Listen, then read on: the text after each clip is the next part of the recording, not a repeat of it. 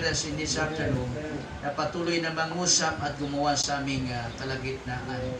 At ang mga aral na maunawaan at matutunan ay makatulong po sa amin. At kung saan, Lord, ay amin pong magamit sa amin pong pagpapalaot sa iyong gawain. Itong aming dalangin sa pangalan ni Jesus na aming Diyos at tagapagligtas.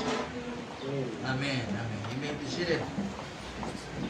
Okay, so if you have your notebook and ball pens, mas maganda kung kayo ay makakapagsulat po, no? Ang tungkol sa ating pag-aaral ngayong hapon ito, sapagkat napakahalaga po ng ating pag-uusapan. Gaya nga po ng sabi ko sa inyo, ito ay tungkol sa pinakamataas na pag-aaral. This is the main doctrine because this is about the doctrine of God. At ang unang bagay na gusto kong talakayin sa inyo is about the existence of God.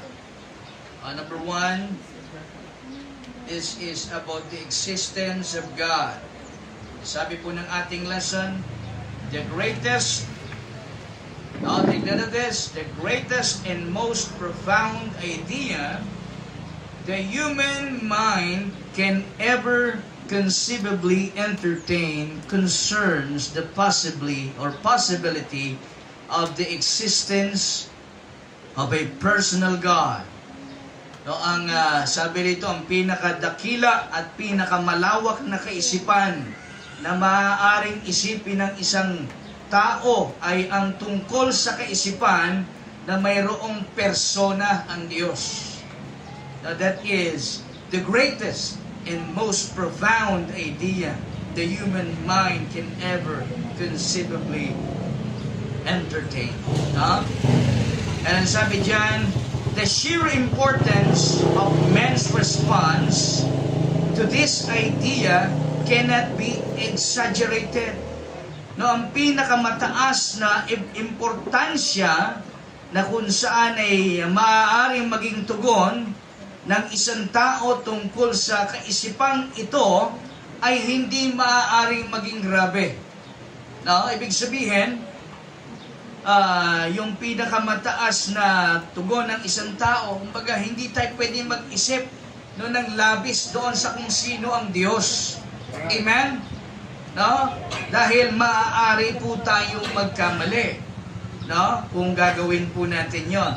For it will not only govern his life, no, down here, but also determine his ultimate destiny.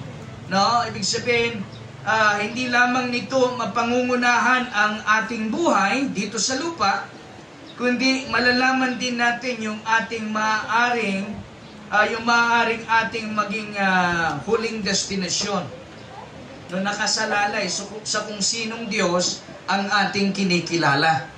Amen? No? Kaya nga ang tanong ay, sino bang Diyos ang ating kinikilala bilang Diyos? Na nakasalalay po sa Kanya kung ano yung ating magiging destinasyon. Amen? Kung ang Diyos mo ay yung mga Diyos-Diyosan na tinutukoy ng Biblia, delikado ka. Diba? Tiyak na dadalhin ka niyan sa kapahamakan. Sinabi ng Biblia yan. Amen, church?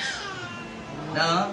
Sabi nito, unless one satisfactorily answers the who question, he cannot possibly solve the how, why, when, and where problems of his own existence. No?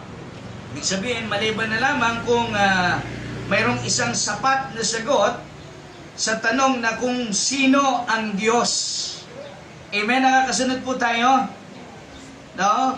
Ay hindi magiging posible na malutas ang tanong kung paano, bakit, kailan, o saan ang problemang tungkol sa ating pag-iral sa mundo. Kaya nga po napakahalaga, mga kapatid, sa ating pong pag-aaral na ito, na ating pong matuklasan kung sino nga ba ang Diyos na ating pinaglilingkuran. Mga kapatid, nandiyan pa po ba kayo? No? And that is about the existence of God. So dapat alam po natin, no? kung o kung paano umiiral yung isang Diyos sa ating buhay. No, yun po yung kanya magiging part sa ating pong buhay bilang mga nananampalataya sa Kanya. No, sabi nga ron, it will govern His life. No, down here dito sa lupang ito at nakabase sa kung sinong Diyos ang magiging ating destinasyon sa bandang huli. Number 2, this is about the definition of God. The definition of God. Take note of this, please. Sabi ng ating pag-aaral, there is but one only living and true God who is infinite. When we say infinite, no limits. Amen? No? Infinite in being and perfection, a most pure spirit, invisible, without body, parts, or passions, immutable. Amen? When we say immutable, unchangeable, immense. Amen? When we say immense, napakalawak. No? Eternal, incomprehensible. When we say incomprehensible, cannot be understood. Nakasunod po tayo mga kapatid? No, Almighty, most wise, most holy, most free, most absolute, working all things according to the counsel of His own, immutable and most righteous will. That is God, amen? For His own glory, most loving, gracious, merciful, long-suffering, abundant in goodness and truth, forgiving iniquity, transgressions, and sin, the rewarder of them that diligently seek Him, and withal most just and terrible in His judgments, hating all sin, and who will by no means clear or pardon the guilty. That is the definition of God. No? Sana ay nakupo natin ang tungkol sa ibig sabihin ng kung ano ang Diyos na tinutukoy ng Biblia, mga kapatid. Pangatlong bagay, Roman numeral number 3, let's talk about the names of God. The names of God. Letter A, the word Elohim. The word Elohim, listen, is used 2,570 times in the Bible. It refers to God's power and might. Nakakasunod po tayo. In Genesis chapter 1 verse 1, open your Bible please. Genesis chapter 1 verse 1.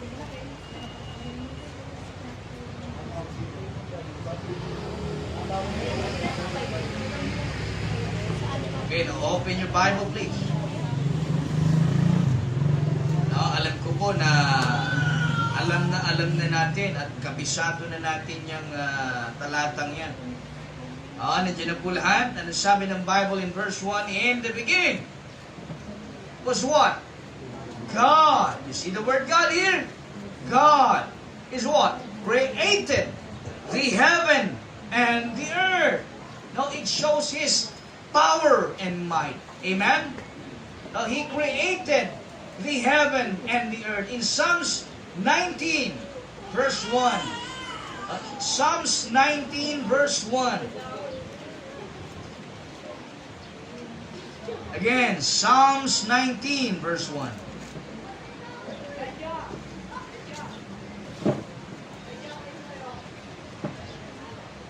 Say amen kung nandiyan na po kayo. Ano po sabi ng Bible in verse 1? The heavens declare the glory of God. You see that? And the firmament sheweth His handiwork. Amen? No? Nagmamanifest yung great power, no? Yung kadakilaan ng Diyos sa pamamagitan ng kanyang mga nilikha. Sabi diyan, the heavens declare the glory of God, yung kanyang kaluwalhatian ng Diyos, and the firmament sheweth His handiwork. Ang kamangha-mangha po, mga kapatid, ang ating Diyos na pinaglilingkuran. He is our Elohim. Amen? No? Letter B.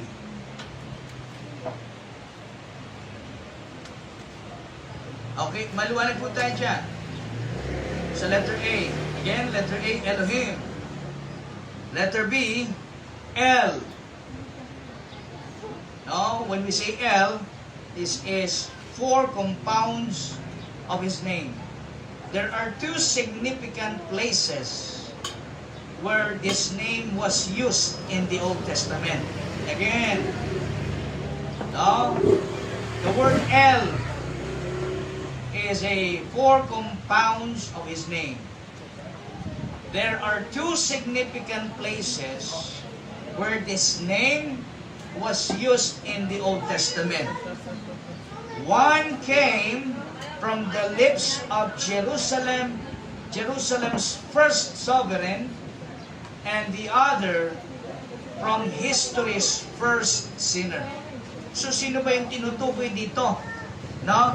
Na Jerusalem's first sovereign at yung kauna-unahang taong makasalanan sa buong kasaysayan. No? Sino ba yan? Kasi sabi rito, nagmula sa bibig nila ang salitang El. No? In number one, the word Elyon. Again, the word Elyon, which means the strongest or strong one. Again, the word Elyon means the strongest or strong one. No? Okay, letter A. This is about the Jerusalem's first sovereign. Sino ba yung tinutukoy rito? Ang tinutukoy po rito na Jerusalem's first sovereign ay walang iba kundi si King Melchizedek. Again, no? Ito po ang tinutukoy dito na first sovereign in Jerusalem or Jerusalem's first sovereign ay walang iba kundi si Melchizedek. In Genesis chapter 14, no? Write down the text, mga kapatid. Genesis chapter 14 verses 17 to 20. Babasahin po natin. Kasunod po ang lahat. Again, Genesis chapter 14. Balik po tayo sa Genesis.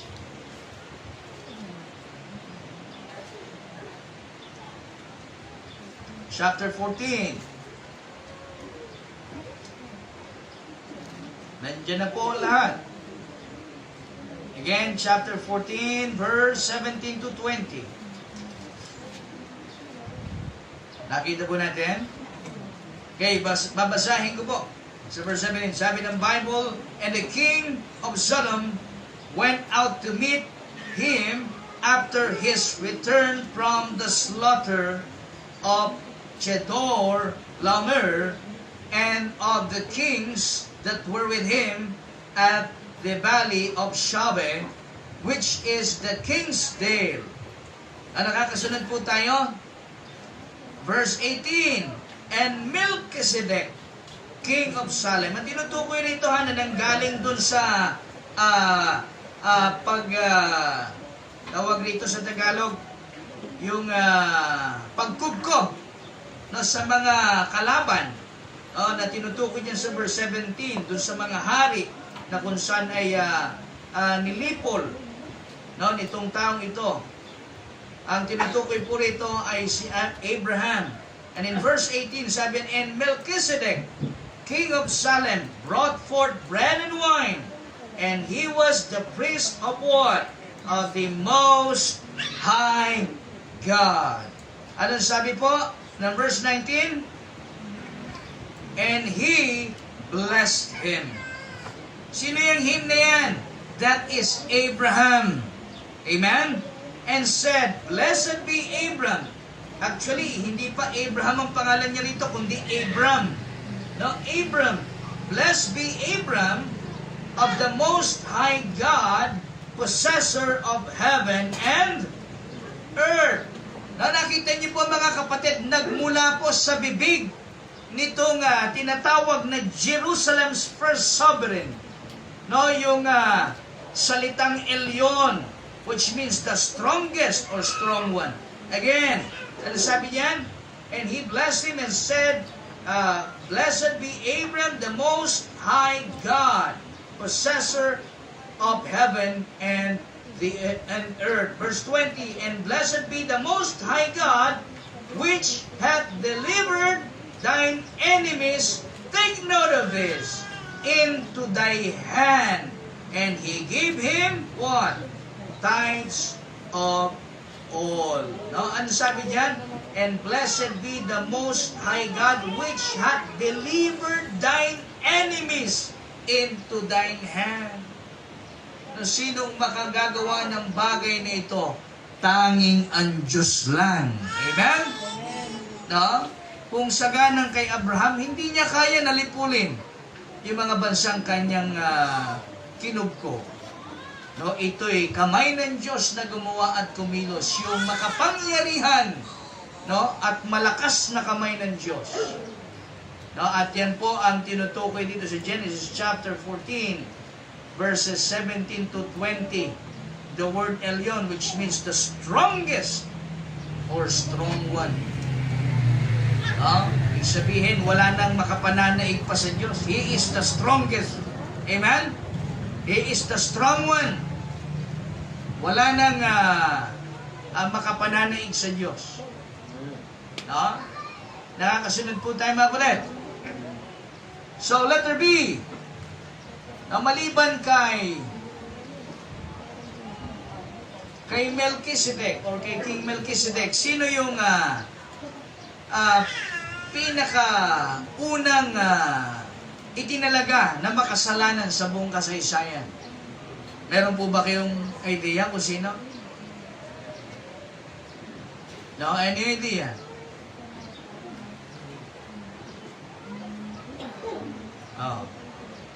Call a friend. Okay. Letter B. The history of first sinner. Sino yan? Si Satan. Amen? Isaiah chapter 14, verses 13 to 14. Look at your Bible, please. Bago pa si Adan, nauna muna si Lucifer. Amen? At anong kasalanan ni Lucifer? Tingnan po natin. Again, Isaiah chapter 14, verses 13 to 14.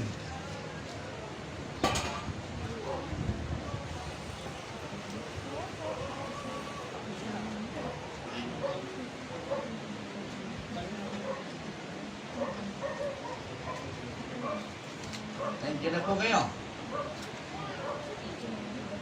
In verse 13, ano sabi ng Bible? For thou hast said, Ptolemy, in thine heart, I will ascend, na tinutukoy po rito si Lucifer, I will ascend into heaven, I will exalt my throne above the stars of God, I will sit also upon the mount of the congregation in the sides of the north. Verse 14, ano sabi po?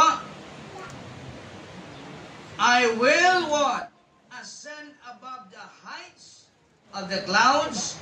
I will be like the Most High. Amen? Ano sabi ni Lucifer? I will be. Look at the word like. I will be like the Most High God. Amen, church? Nakita po natin? So, ibig sabihin, itong si Lucifer ay nais niyang higitan o mataasan yung pinakamataas. When we say most high, pinakamataas. At walang ibang pinakamataas maliban sa Diyos. Nangyari ba ang pakay ni Lucifer? Hindi po nag-success ang kanyang nais na mangyari, mga kapatid. Kaya nga, dahil sa kanyang kasalanan, the sin of pride, in verse 12, ano sabi? How thou art thou fallen from heaven, O Lucifer, the son of the morning, how art thou cut down to the ground, which didst weaken the nations. No? Yan ang dahilan bakit ang mga bansa, no, sa buong mundo ay talagang nakakaranas ng samut-saring suliranin, no, sapagkat ang Diablo, si Satanas, si Lucifer, bago siya naging Satan, ay ibinagsak ng Diyos sa lupa upang pahinain ang mga bansa. But in verse 14, mga kapatid, makita po natin yung isang bagay na ine-emphasize dyan. Again, let me read. Sabi ni Satan, ni Lucifer, I will ascend above the heights of the clouds. I will be like the Most High. No? Nabanggit po dyan yung salitang I will be like the Most High. Katangian po ng Diyos na kung saan walang sino man ang makakahigit. Amen? Naunawaan po natin, mga kapatid. No? At yan po yung dalawang tao na sinasabi po ng ating pag-aaral na kung saan ay sa kanilang mga bibig mismo nanggaling. No? Sabi diyan, there are two significant places where this name was used in the Old Testament. One came from the lips of Jerusalem's first sovereign, King Melchizedek, and the other from the history of first sinner. Amen, yung word na El. Nandiyan pa po ba kayo? No, nakakasunod po tayo. Okay. Kaya blessing na kung saan naunawaan po natin ang mga bagay na ito. Now, number 2, yung number 1, ano yung number 1? Elyon. Number 2 is Elroy. Again, Elroy. No? R-O-I. Elroy, which means the strong one who sees. Again, the strong one who sees. No? Siyang pinakamalakas o siyang malakas na kung saan nakakakita. No? In Genesis chapter 16, an angered and barren Sarai had cast into the wilderness her pregnant and arrogant handmaiden Hagar.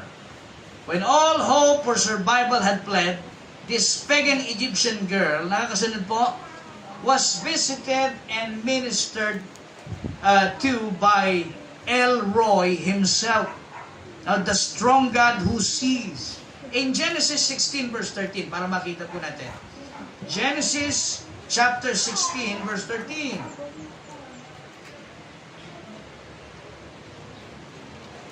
Again, Genesis chapter 16 verse 13. The word Elroy, the strong one who sees. Now, kasi alam po natin ang istorya, mga kapatid, dahil na-insecure itong si Sarai sa kanyang handmaiden na si Hagar, no, kasi nakita niya nagkaanak si Abraham or si Abram kay Hagar, no, at yun nga po walang iba kundi si Ismael. Na-insecure siya, tila ba na nagkaroon siya ng inggit, no? Kaya ang ginawa niya, pinalayas niya, pinaalis niya itong kanyang handmaiden at ito ay tumungo sa ilang, sa lugar ng ilang. Nasabi dito, this pagan Egyptian girl was visited and ministered by Elroy himself. Now, nandiyan na po kayo. In verse 13, ano sabi dyan?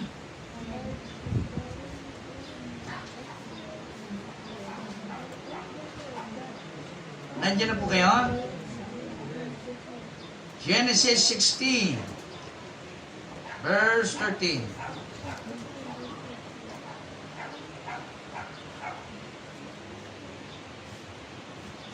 Okay, let me read. Sabi po dyan sa verse 13,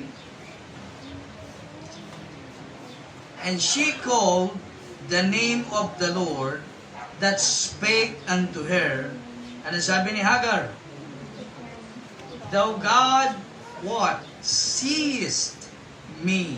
For she said, have I also here looked after him that seeth me. Amen? Nakita po natin. No? Nauunawaan po natin mga kapatid. Ang ibig sabihin ng El Roi is the strong one who what? Who sees. At itong ating Diyos, which is El Roi, the strong one, nakita niya po yung kapighatian nitong pagan Egyptian girl na ito na si Hagar. No? Which is the handmaiden of Sarai. No? Kaya ito'y nakasumpong ng pabor mula sa Diyos. Nakita ng Diyos yung kanyang suffering. No? Yung kanyang kalungkutan. Kaya gumawa ang Diyos ng paraan para kahit papaano ay mabigyan ng comfort itong si Hagar maging yung kanyang anak, no, kay Abraham na si Ismael. Kung atin pong babasahin yan, no, yung mga sumunod na talata. No? At ang mahalaga makita po natin dito is the word El Roi, na nabanggit po dyan sa verse 13, no, mismong si Hagar nagsabi, the God sees me. Amen? No, ang ating Diyos, which is El Roi, siya po ang nakakakita, no, ng lahat ng bagay sa ating buhay. Amen? Kaya huwag po nating pakaisipin na sa ating mga ginagawa, merong nalilingid sa Diyos. No, He is the strong one who sees. No, alam niya kung ano yung nararanasan mo. Alam niya kung ano yung suffering mo, kagaya ni Hagar. No, at ang Diyos ay hindi bulag. Amen? He is the strong one who sees. He is our El Roi. Amen? Nandiyan ba po ba kayo mga kulit? No? At yan po ang isa sa pangalan ng ating Diyos. He is El Roi, the strong one who sees. Amen? Number 3. Number 1, Elyon. Number 2, El Roi. Number 3, El Shaddai. El Shaddai, which means the breasted one. The breasted one. The word El Shaddai used 48 times. Again, used 48 times in the Old Testament. The Hebrew word shad is often used to designate the bosom of a nursing mother. Again, ulitin ko po. The Hebrew word for shad is often used to designate the bosom of a nursing mother. In Genesis chapter 17 verse 1. Genesis chapter 17 verse 1. Nandiyan na po kayo. Anong sabi po dyan? Verse 17, chapter 17 verse 1. And when Abram was 90 years old and 9, meaning 99 years old, si Abram, the Lord appeared to Abram and said unto him, I am what? The Almighty God. Amen? Walk before me and be thou perfect. Amen? Nakita po natin. Yan po ang sinabi diyan sa verse 17. No? Kasi when we say El Shaddai, it means God Almighty. No? And ang ibig sabihin, the breasted one. Because the word shad in Hebrew word means the bosom of a nursing mother. No? At ang ating Diyos, tandaan po natin mga kapatid, sa panahon na tayo'y nakakaranas, no, ng kalungbayan sa ating buhay Kristyano, ang Diyos ang ating nag-iisang masasandalan. Amen? He is our El Shaddai. Amen, church? No? Nag-iisang kanlungan na mayroon tayo, our El Shaddai, no? Ang Diyos na ating pinaglilingkuran. Ano ba? Number 1, Elyon. Number 2, Elroy. Number 3, El Shaddai. Number 4, El Olam. Again, El Olam. Hindi po ito yung sinasabay sa kanin. No? El Olam, the spelling po nito is O-L-A-M, Olam. When we say El Olam, it means the everlasting God. Now again, it means the everlasting God. Now Isaiah 40 is usually regarded as one of the greatest Old Testament chapters. Now again, Isaiah chapter 40 is usually regarded as one of the greatest Old Testament chapters. The prophet begins by predicting both the first and second advent or coming of Christ. Now, he then contrasts the awesome power of the true God with the miserable impotence of all idols. Now, ang tinutukoy po rito is yung book of Isaiah. But carnal Israel had trouble accepting all this. Ito po yung summarization. Wondering just how these wonderful events could transpire to answer their doubts. Now, Isaiah declares in chapter 40, verses 28 to 31. Look at your Bible, please. Itong mga Hudyong ito na matitigas ang ulo, na kung saan ay kahit na ang Diyos ay nagpapakilala na, ay pilit pa rin gumagawa at humahanap ng ibang Diyos. Nandiyan na po kayo? Isaiah.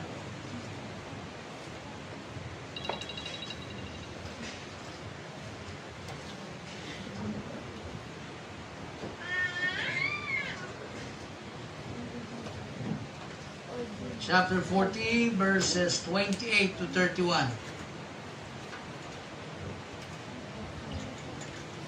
Okay, ito po yung ating text kaninang umaga.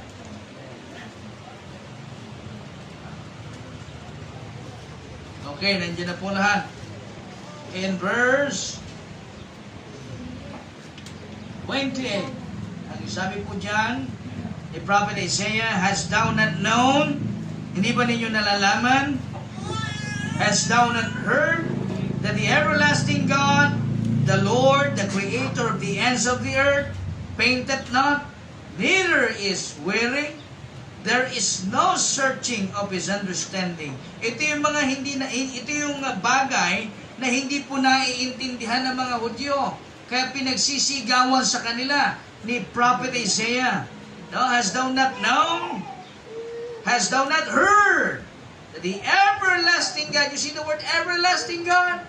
"That the everlasting God, the Lord, the creator of the ends of the earth, painted not." Amen? "Neither is weary, there is no searching of his understanding." Verse 29, "He giveth power to the faint, and to them that have no mind, He increaseth strength." Amen? Yan ang bagay na kung saan ay kakayanan ng Diyos na gawin sa tao. No? Bagay na kung saan minsan ay hindi nalalaman ng children of Israel. Verse 31, ano sabi? "But they that wait upon the Lord shall renew their strength. They shall not." Amen? At salamat dahil ang ating Diyos, He is everlasting. When we say everlasting, what do we mean by that? No? When we say everlasting, walang katapusan, o walang hanggan, o walang hangganan na Diyos. Amen? He is the Alpha and Omega, the beginning and the ending. He is our El Olam, the everlasting God. Amen, church? Ano po yung apat? Yung sinasabi kanina na ng ating lesson na 4 compounds of His name. Elyon, Elroy, El Shaddai, El Olam. At least alam na natin ang kapatid ang tungkol sa bagay na ito. Mga ilan sa mga pangalan ng Diyos na ating sinasamba at pinaglilingkuran. Let us see the word Adonai. When we say Adonai, it means master or Lord. Again, Adonai, which means master or Lord. God owns, listen, God owns all His creation. In Malachi chapter 1 verse 6, a son honoreth his father, and a servant his master. If then I be a father, where is mine honor? Kasunod po tayo. And if I be a master, where is my fear? Saith the Lord of hosts unto you, O priests that despise my name. And you say, wherein have we despised thy name? Amen? Yan ang pagkakaila ng mga priest na kung saan ay nirebuke ni Prophet Malachi during that time. Na tila ba nagkakaila pa sa kanilang mga ginagawang karumihan sa pagmiministeryo sa altar ng Diyos. Kaya nga sabi diyan, di ba? Ng Panginoon, if I be a father, where is mine honor? And if I be a master, the word Adonai, master, where is my fear? Kasi kung ang Diyos ang ating master, He is our Lord, meaning, dapat meron tayong fear sa Diyos. Amen? Dapat meron tayong takot sa Diyos. Pero alam niyo, sa panahon niyan, maraming Kristiyano hindi natakot sa Diyos. Amen? Nagpapakilala Kristiyano, pero namumuhay sa kasalanan. Amen? Nagpapakilala Kristiyano, pero namumuhay sa kamunduhan. No?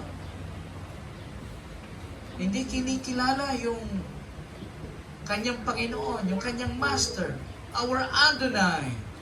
Amen? Kaya nga dito mga kapatid ay binibigyan din po sa atin sa pamagitan ng talatang ito. If I be a master, where is my fear? Say the Lord of hosts. Amen, church? Number 1, under po ng letter C. The master has a right to expect obedience. Amen? Again.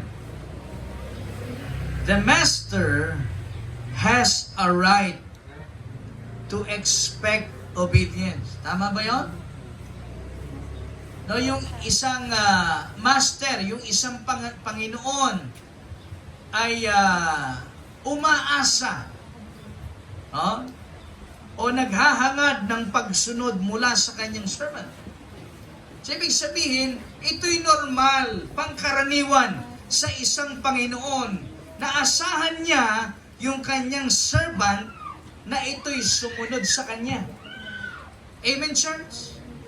And our God, our Adonai, He is our Master. He is our Lord. Amen? Kamusta? Are you obedient to your Master? Are we obedient to our Lord? To our Adonai? No? Yan ang ibig sabihin mga kapatid eh.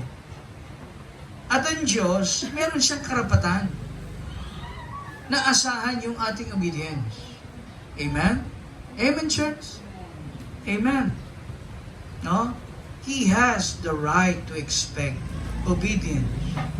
Now, alam nyo, in Old Testament times, The slave was the absolute possession of his master. Again, during the Old Testament time, the servant or the slave is the absolute possession of his master. Take note of this. Having no rights of his own, his chief business, take note of this, was to carry out the wishes of his master. Ibig sabihin, kapag slave ka, kapag alipin ka that time during the Old Testament period, ay wala kang karapatan na sumuway sa iyong master. At dito po kinukuha, mga kapatid, yung konsepto ng pagiging Panginoon ng ating Diyos. Amen? Because we are all God's possession. Amen? Sabi ng Bible, for we are bought with a price. Amen, church? Therefore, glorify God in your body and in your spirit. So, inaasahan ng Diyos sa atin yun. Naluwalhatiin natin siya sa katawang ito. Naluwalhatiin natin siya sa ating espiritu. He expects our obedience. Amen? Because He is our Adonai. He is our Master, our Lord. Amen? The slave had a relationship and responsibility different from that of the hired servant. Kasi iba yung slave sa hired servant. Ulitin ko po. Iba yung slave dun sa tinatawag na hired servant. Listen, the hired servant could quit. Listen, could quit if he did not like the orders of his master. Ibig sabihin, yung hired servant, meron siyang karapatan na tumanggi o umayaw. Pwede siya magbitiw kahit kailan. Kung kailan niya gusto, basta hindi niya nagustuhan yung pinagagawa sa kanya ng kanyang master. But not so with the slave, mga kapatid. He could do nothing but to obey. Yun ang pagkakaiba ng dalawa. Pero kung naniniwala, mga kapatid, tayo bilang servant ng Diyos, we are not a hireling servant. Amen? We are God's servant. Amen, church? Hindi tayo alipin ng Diyos. Servant tayo ng Diyos. Pero hindi tayo hireling servant. Hindi po tayo mga bayaran. Na kaya tayo maglilingkod sa Panginoon kasi may blessing. Gusto natin i-bless tayo ng Diyos. Kaya minsan, alam niya mga kapatid, mali yung motibo na kaya ka naglilingkod sa Panginoon para i-bless ka ng Diyos. Mali yun eh. Kasi kahit hindi mo i-expect yung blessing, if you obey God, He will bless you. That is the principle of God. Because He is our Master. And we are God's servant. Amen, church? At yan ang bagay na kung saan ay itinuturo sa atin ng Diyos, mga kapatid. Number 2, under po ng letter C, the slave may expect provision. Napakalaki ng similarity. Amen? Again, the slave may expect provision. So bilang tayo po ay servant ng Panginoon, tayo po ay umaasa siyempre sa provision ng Diyos. Amen? Nandun yung provision sa atin ng Panginoon. The slave had no worry of his own. It was the master's business to provide food, shelter, and necessities of life. Since the slave was the possession of the master, his needs became the master's. Amen? Naunuan po namin. Ibig sabihin, sagot na yon ng ating master. Kung ano yung pangangailangan natin, the Lord will provide for us. Amen? He is our Jehovah Jireh. He is our great provider. No? At bilang servant ng Diyos, asahan po natin ang provision ng Panginoon. No? You know, obedience was the only condition for this provision. Sabi natin pag-aral, this truth was marvelously displayed, no, in Paul, who was himself was a bond slave, no? Binanggit po yan sa New Testament, no? Ayon sa testimony ng Apostle Paul, when he who was himself when he assured the Philippians that God would supply all their needs in Philippians chapter 4 verse 19, only the obedient slave can expect this from his master. Amen? Kaya doon sa mga disobedient, minsan, nakakahiya sa Diyos na humingi ng provision. Kung hindi naman tayo obedient sa ating master, sa ating Panginoon. No? Isipin mo, no, hindi ka naman sumusunod sa Panginoon, tapos sige ang demand mo, Lord, kailangan ko ng ganito, kailangan ko ng ganyan, pahingi nito, pahingi noon, pero hindi ka naman obedient sa Panginoon. Amen, church? No, ika nga the best illustration is this. No, mahirap mag-withdraw, no, sa bangko kung wala ka naman i-deposit. Amen? Wala ka lakas ng loob, mahiya ka ba, pambira? Parang hold up ka ng dating mo noon. Diba? Hindi ka pwede mag-withdraw na wala kang passbook, wala kang dineposit sa bangko. Diba? Hindi ka mag-a-attempt. Ganon din sa Panginoon, mga kapatid. Kung wala tayong ini-invest, hindi tayo obedient sa Panginoon, talagang mahihiya tayo minsan mag-pray na i-bless tayo ng Panginoon, di ba? Kung alam naman natin sa sarili natin na hindi tayo faithful, parang nakakahiya na sabihin sa Panginoon sa prayer na, Lord, i-bless niyo ako. Nandiyan ba po ba kayo? Nakukuha niyo po yung prinsipyo, mga kapatid. Di ba?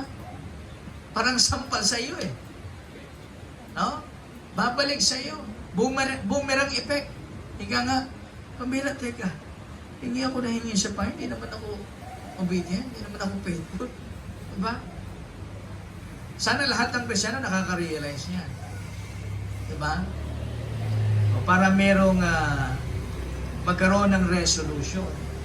Kasi hanggat walang realization, walang resolution. Amen, church? Kaya dapat may realization para magkaroon ng tinatawag na resolution. No? At yan ang mga bagay na kung sa makita po natin dito sa ating pag-aaral, mga kapatid. No? About the word Adonai. No? Dalawang bagay na makita po natin. Yung una, again, the master has a right to expect obedience. Number two, the slave may expect provision. Yes. Amen? Okay, letter D.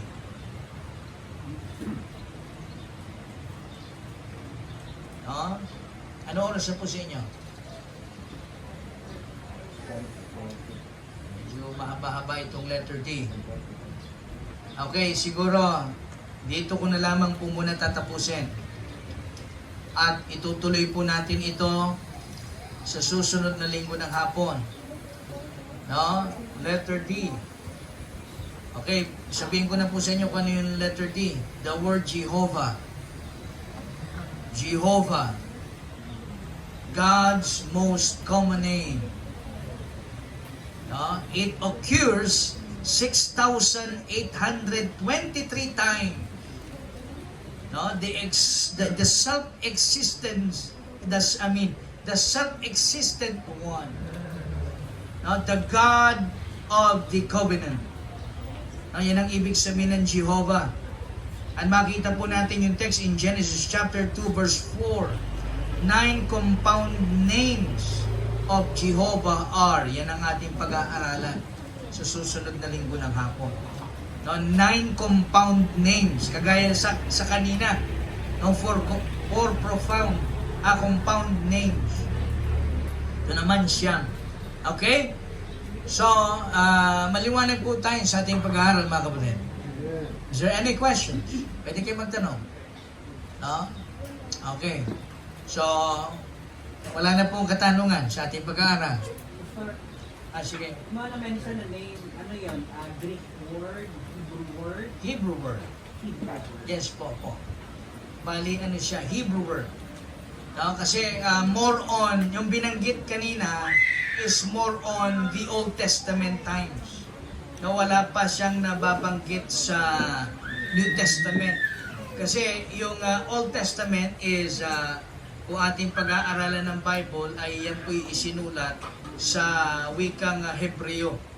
No? At ang New Testament ay sa Greek. No? Kaya makita po natin dito na yung mga nabanggit kaninang pangalan is more on Hebrew words. No? Okay, so any questions? Maraming salamat po, Brother Leone. Meron pa? Okay, so wala nang katanungan. Okay, sige. At sa susunod na sa linggo ng hapon ay pagpapatuloy po natin ang ating pag-aaral tungkol po sa ating pong lesson about the doctrine of God. Sige po, at kung wala nang katanungan ay tayo po ay tumayong lahat at manalangin sa Panginoon.